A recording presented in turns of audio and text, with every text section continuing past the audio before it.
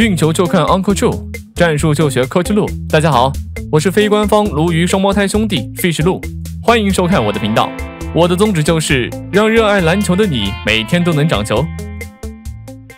2022年 NBA 选秀大会已经结束，魔术戏剧性地选择了之前被人们预测的榜眼秀班罗，而手握3号签的火箭只好含泪选下状元大热门贾里巴史密斯。前3位只有霍姆格伦在人们的意料之中被雷霆选中。过去大家对于这名球员印象比较深的地方在于，17岁那年，霍姆格伦参加库里的训练营，在一场比赛当中，他变相晃过了库里，并且完成了暴扣。不仅如此，他还在内线向库里送出了一个遮天蔽日的大帽，可谓是出尽了风头。尽管库里最后还是以他眼花缭乱的技巧教育了霍姆格伦，但是他却给人们留下了不可磨灭的印象。而如今，霍姆格伦以榜眼身份进入 NBA，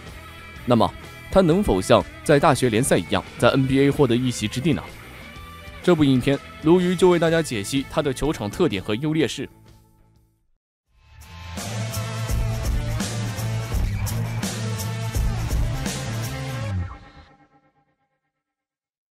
相信所有球迷第一眼看到霍姆格伦，无数 NBA 球员的名字就会浮现在脑海中。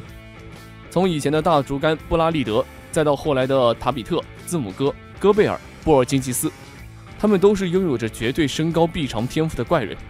而霍姆格伦也不例外。他拥有着2.13米的身高以及2.29米的臂展，优秀的静态天赋让他拥有成为顶级护框手的潜质。在上个赛季的 NCAA 比赛中，切特场均仅上场26.9分钟，就能够送出3.7个盖帽，高居 NCAA 联盟第一。与此同时，他也拥有高个子中顶级的移动速度与敏捷性，因此他也拥有巨大的防守覆盖面积，协防能力也是联盟顶尖。而除了这些防守的基础天赋，让他最加分的地方在于他的防守位置感。他拥有很好的防守意识，就像这个回合，对方后卫借掩护突破，可以看到防守已经被甩在身后了。这时，在内线的霍姆格伦并没有选择去站在对方的身前，而是给对方让出了一条突破路线，自己跟在对手的身后。因为他清楚，如果挡在对手身前，很有可能就会被过掉，而给对手空间，自己在身后利用身高臂展同样可以完成封盖。这个球，对方挂掩护突破，他始终保持在持球手面前，并身高双臂干扰进攻。当对手把球传给顺下球员时，他又瞬间反应，回过头来又是一记大帽。这个球，当对方来到篮下后，他马上放掉自己的球员，转而到篮下护框，而对手在看到他后，也只能把球传出去。随后，他又回位到本来负责的球员面前，完成了封盖。无论是单防对方内线，还是协防护框，他成为顶级防守者的潜力都尽显无疑。在这一点上，他与莫布利有极高的相似度。两人都拥有着成为顶级防守者所需要的身体天赋和防守意识，但后者已经在 NBA 赛场上证明了自己，而霍姆格伦现阶段只是在 NCAA 赛场上证明过，这是他需要走的路。作为他最大的亮点，能否在 NBA 继续保持是一大看点。再说到进攻，切特的进攻能力与进攻天赋不算非常顶级，不过相比那些只能够完成篮下终结的功能性内线，他具有一定的持球突破能力和外线投射能力，这也让他拥有更高的上限。他的身高臂展让他在靠近篮下位置就能够完成终结，上赛季 60.7% 的投篮命中率也能够令人满意。他也能完成一些持球突破，能从3分线持球杀到篮下。同时，他的长臂和长腿能让他像字母哥一样，2-3步就能达到篮下完成终结。他还有着异于正常大个子的运球传球能力，但是他的运球和协调性都不算非常出色。过高的重心让他的运球突破动作看起来有些别扭。不过，对于一个2.13米的大个子，我们在持球方面的要求也不能太高。上赛季 39.0% 的3分命中率，在大个子当中也属于顶级。不错的投射让他拥有拉开空间的能力，这对于如今的 NBA 风格是非常契合的。接下来，我们就来看看他的劣势。霍姆格伦有着比较丰富的进攻手段，但他的进攻并没有那么稳定。NBA 目前最具价值的一点是拥有自主开发进攻能力，这一点无论在哪个位置，你有这个技术，你都会成为全联盟的香饽饽。但这也是霍姆格伦致命的一点。在之前的比赛中，霍姆格伦得分受助攻率占比很高，而且多数是在外线三分投射和挡拆顺下的吃饼得分。你会看到一些霍姆格伦漂亮的低位和中距离表现和少许的持球进攻，但可惜的是，这些数据样本并不高。霍姆格伦是一名极具哈登时期火箭的风格，也就是说，他目前展现的进攻特点是一名魔球化球员，这可能也是很多人看好他的一点。只要配备合适的配置，这名球员就会在进攻端给你带来很高的即战力的收益。但遗憾的是，这样的打法如果长时间保持，那么霍姆格伦进攻上限不会高。就像这回合，他自己持球进攻并没有甩开防守人，最后顶着防守进攻被改。这个回合自己持球进攻后被防守逼迫停球，最后想要吊内线的传球被破坏。他是缺少一些自主进攻能力的，这可能和他所在的队伍进攻体系有关，但这个问题是可以解决的。但这并不只取决于霍姆格伦本身，球队的进攻体系也是非常重要的。如果只是让他扮演一名魔球化球员，这可能会毁了他的职业生涯进攻能力的开发。在防守端，霍姆格伦作为内线的机动性是他的一大亮点，无论是对于防守还是进攻都有着巨大的收益。但这里有一个点，像这个回合，当他换防到速度更快的小后卫时，他的防守一步就被过掉了。当然有时候他可以凭借出色的身高臂展和防守意识去弥补，但当面对 NBA 级别的后卫时，这些可能并不足以解决霍姆格伦速度跟不上的问题。如今 NBA 是个大换防的时代，在任何一个回合当中，你都有可能去面对到对方的速度型后卫，所以如何去防守这些速度型的小后卫是需要他学习和做足功课的。而除了这些，霍姆格伦最大的劣势可能就是他过于瘦弱的身体，2.13米的身高却只有90公斤，甚至比当初刚进 NBA 的字母哥还瘦。而他身体薄弱会带来2个致命弱点。第一，作为内线，在面对约基奇、恩比德等联盟顶级内线时根本不够看，就算一般的中锋都会将他欺负得不行。但好在目前有自主进攻能力的中锋比较少，但如果霍姆格伦想走远一点，这一点他必须要考虑到。再有就是影响他的防守篮板的争抢，他的位置感是很优秀，但如果面对篮板怪物，霍姆格伦可能真会有点有心无力。尽管有位置感，但却没有身体去卡位置，一样是没有意义的。同时在进攻，因为瘦弱的身体，当面对强度很大的身体对抗时，他的进攻效率会下降很多，与此同时也会增加他的伤病隐患。毫无疑问，霍姆格伦的天赋和球商都是顶级的，他既可以像中锋一样保护篮筐，在篮下完成终结，也可以像后卫一样灵活地处理球或者完成外线终结。结合他自己的天赋和技术，霍姆格伦的下限很高，同时发展好了，他的天花板更高。但是仅通过他在冈萨加的比赛，无法判断他在 NBA 能达到怎样的高度。他就像带领我们进入未知领域的不明飞行物一般，是独一无二的存在。他现在就是一颗待啄的璞玉，需要进入联盟之后进行进一步的打磨。倘若能提升身体的强壮程度，增强对抗，不断精进自己的技术，排除受打伤的隐患的话，霍姆格伦未来上限真的有很大可能，他会有比较光明的未来。近日，今年榜眼新秀霍姆格伦又登上各大板块头条，不是因为他又打出了什么高光表现，而是因为万众期待的他连一场 NBA 比赛都还没打，就因为右脚严重伤病赛季报销了。而这次伤病来自于他参加的一场半职业联赛的比赛中，在退防过程中，霍姆格伦在几乎没有对抗的情况下意外受伤，从而报销了自己的新秀赛季。那么切特的职业生涯会就此一蹶不振吗？以新秀眼光闻名的雷霆管理层，难道说这一次会砸坏自己的招牌吗？他的这次受伤对于他自身和雷霆又有着怎样的影响和意义呢？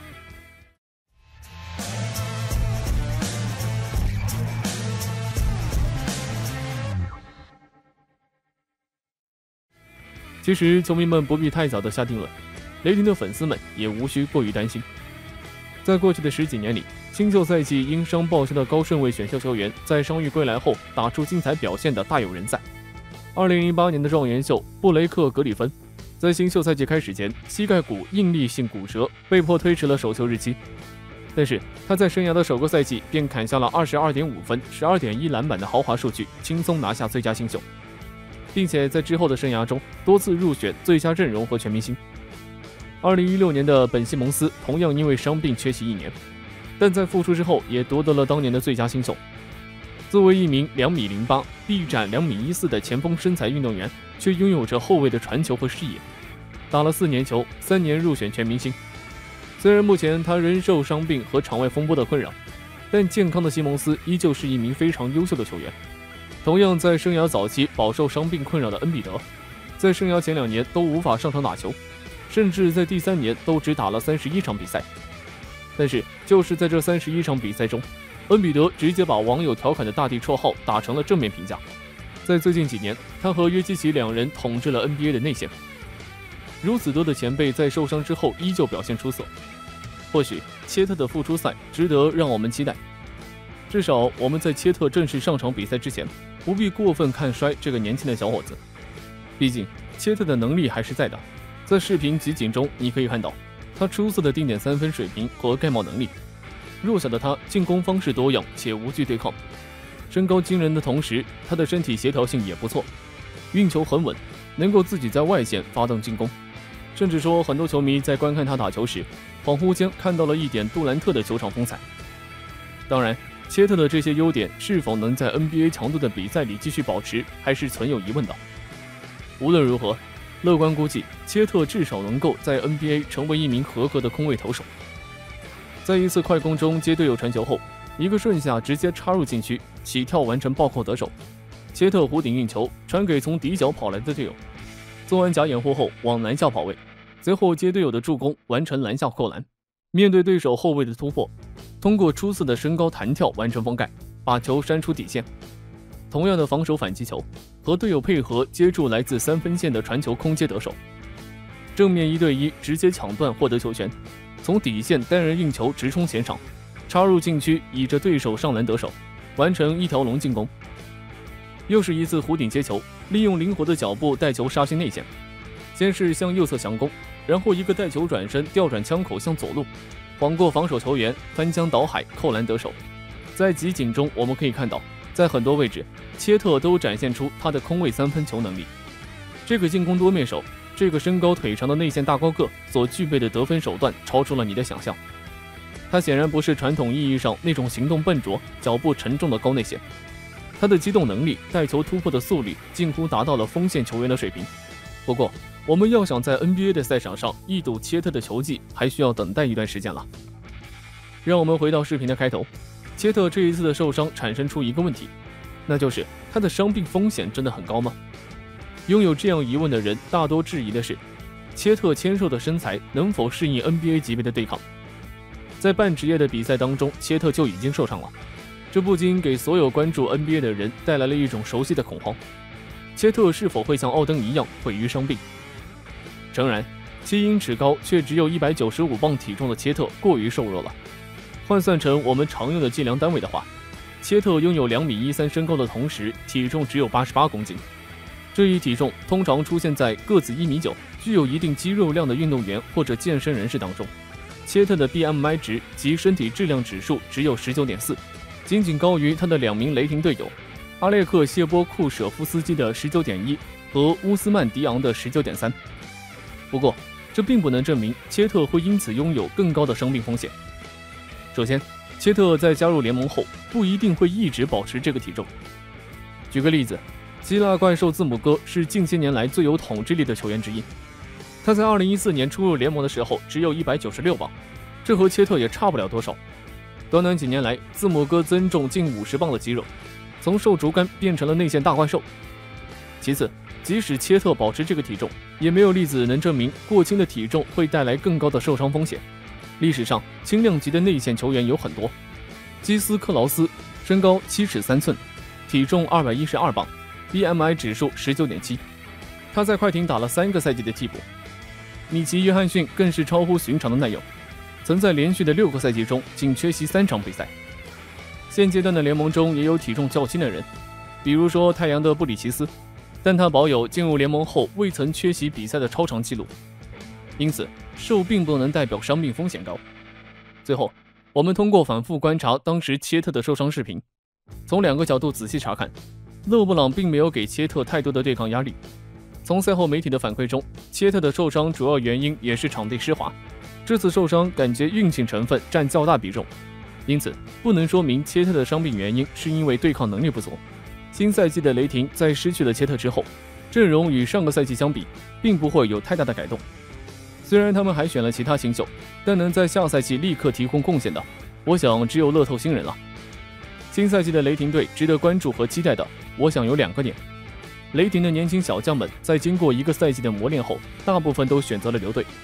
他们会在新赛季爆发出怎样的火花？会不会表现得更好？第2点就是雷霆最强的球员谢伊·吉尔吉斯·亚历山大，他在新赛季中会有怎样的进步呢？在过去的2个赛季154场比赛中，总共只打了91场的他，会不会在新赛季有更多的出战呢？当然，大概率雷霆应该会再经历一个排名垫底的赛季，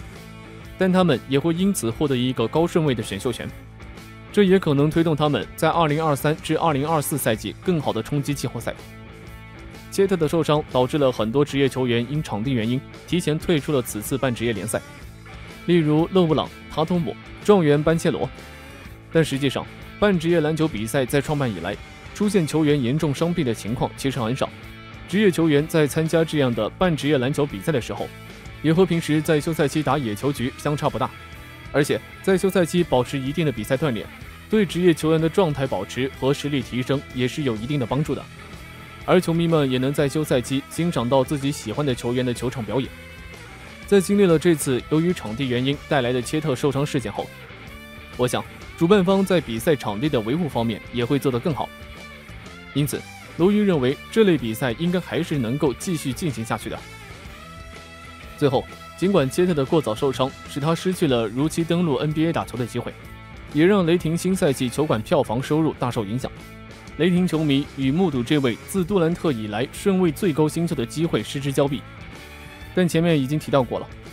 我们通过分析其他因伤错过首个赛季的高顺位新秀的生涯轨迹，可以得出一项结论：这次受伤应该不会对切特的职业发展造成过大的伤害。然而，切特的缺阵势必会左右雷霆常规赛的前景。尽管球队管理层保留了其他几名核心球员，但是在没有切特的情况下，雷霆想要摆脱自身鱼腩球队标签，仍需要很长一段的时间。除非亚历山大和吉迪等年轻球员同时且持久的有超水平的发挥。在 NBA 有这样一句不成文的名言：防守赢得总冠军。这句话虽然不能全面准确地概括篮球运动，但也指出了篮球比赛的输赢核心，表明了篮球比赛中防守举足轻重的作用。我们都知道，在篮球运动中只有一个目的，那就是进球。所以我们会发现，进攻是最被关注的，没有进球，那一切都没有意义。但世界上没有一支篮球队是能单靠进攻拿冠军的。对于防守来说也一样，进攻应该是作为结果来看待，这里还缺少了开始和过程，最重要的是两者的均衡。这个道理推广到任何高水平的体育赛事中几乎都成立。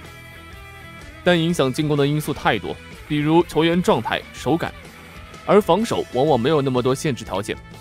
防守也可以让球员更快地进入比赛状态。同时，好的防守从某种程度上也可以增强进攻者的自信心。如今相比较进攻， NBA 区别一般球员和精英球员也越来越看重防守端的技术。那如何成为一名合格的防守大闸呢？这部影片鲈鱼就教大家如何成为持球者的防守噩梦。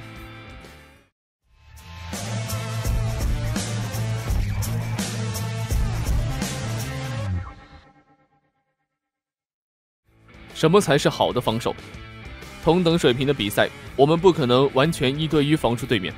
需要做到的是创造防守有利因素，影响对手的节奏，干扰对手的投篮习惯，并且靠队友和你一起协防。这些不仅仅考验身体素质，还要考验你的球场大局观。什么时候要去补，应该在哪个地方补防？什么时候该退，不要被蹭犯规？什么时候要顶上去积极身体对抗，都要考虑。不过，当你做完所有的这些，在面对像科比、乔丹、杜兰特这些顶级得分手，大多数时候是不起作用的。但是努力在创造一些好的防守因素了，这就是一个好的防守。而想要做到好的防守，首先就是要做到在1对1防守时不失位。在防守中，精英防守者不会轻易的失位。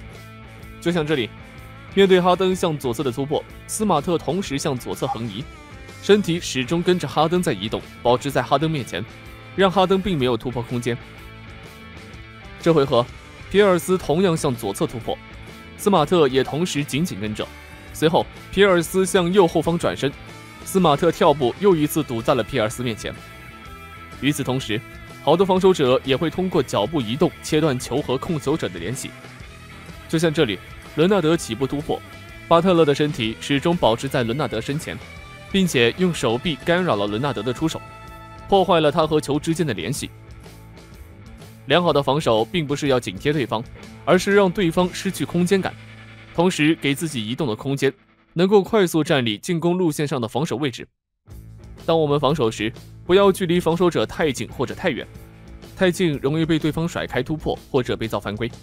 太远又会无法给空间，无法限制对方传球或者投篮。所以防守距离最好在1步之内即可，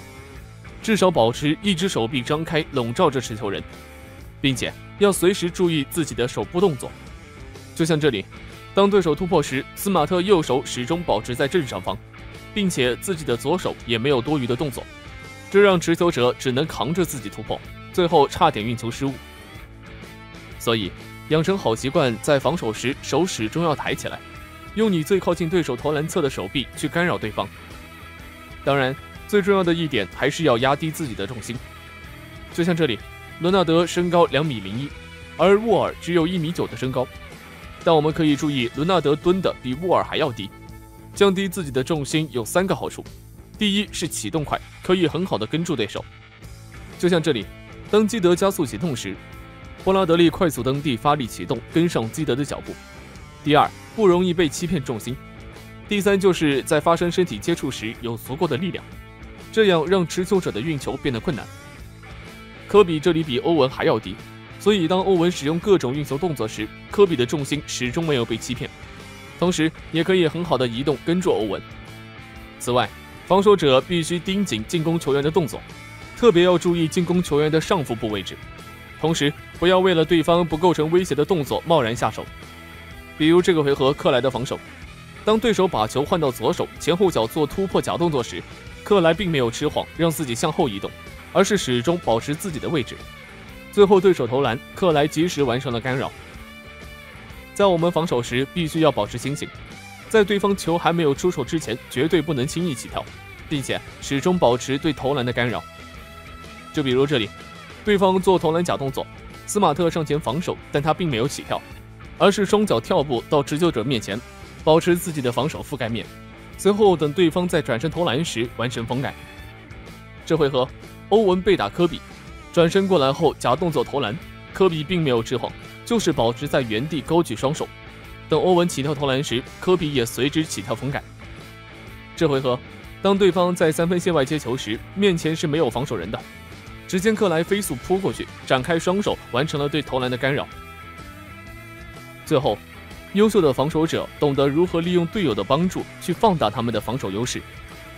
这回合克莱侧身站位，特意给了哈登右侧的突破空间，寻求博古特的协防，从而导致哈登不得不停球。最后克莱成功的干扰了哈登的投篮。这回合斯马特逼停科尔往底线突破，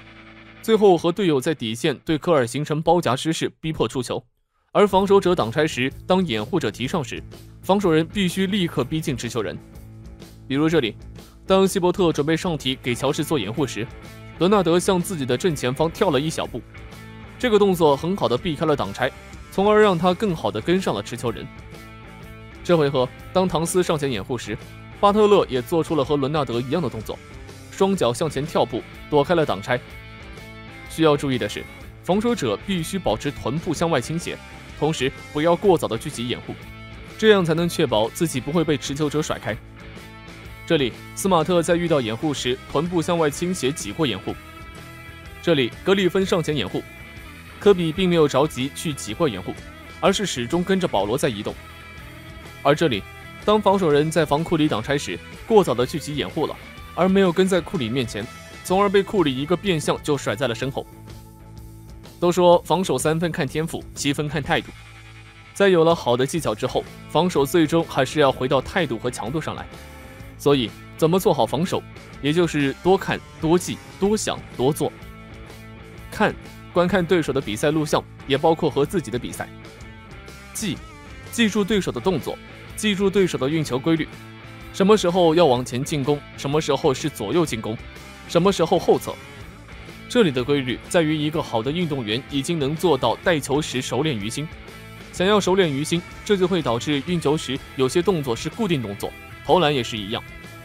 防守的一大关键就在于打破这些固定动作。不断地思考自己的站位和移动，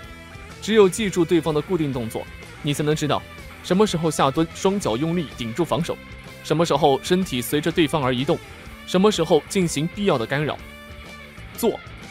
有了想法就去不断的尝试，不要在意一次两次对位的失败。对位中要想学会成长，就是让对方使出所有的动作，等对方无其他动作使出时，对手的固定动作才会逐渐清晰明了，而自己的身体才不会被多余的动作给欺骗。相较于眼花缭乱的进攻引人注目，防守确实显得枯燥无聊。但不可否认的是，防守在篮球中拥有和进攻一样的重要的地位。